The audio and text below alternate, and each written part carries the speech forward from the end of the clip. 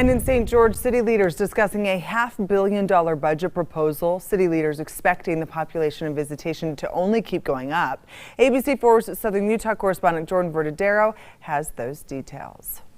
St. George city leaders are proposing a $503 million budget, but it could come with a property tax increase for all residents. Yeah, most of the increase in this year's budget represents additional projects that we're going to be doing this year. If passed, it will be the largest in the city's history and nearly $80 million more than last year's budget. About $68 million of the budget is just for water and sewer infrastructure. So everybody's aware that water is a big deal in St. George right now.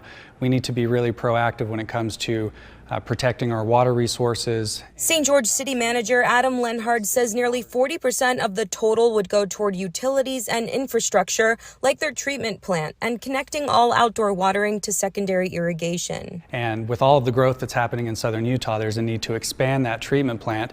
And in addition to the overall expansion, we're also upgrading our capacity to produce secondary water. Lenhard says about 40% of the funds would go toward public safety and a program called Safe St. George. Our police, our firefighters, they are overwhelmed. We're behind on the growth, and we do see a need to really invest in public safety. However, city officials say there is nothing in the budget to help with the affordable housing crisis, despite the possible property tax increase of $5 a month per resident. If the city council is willing to approve that property tax increase, and that primarily would go towards public safety wages.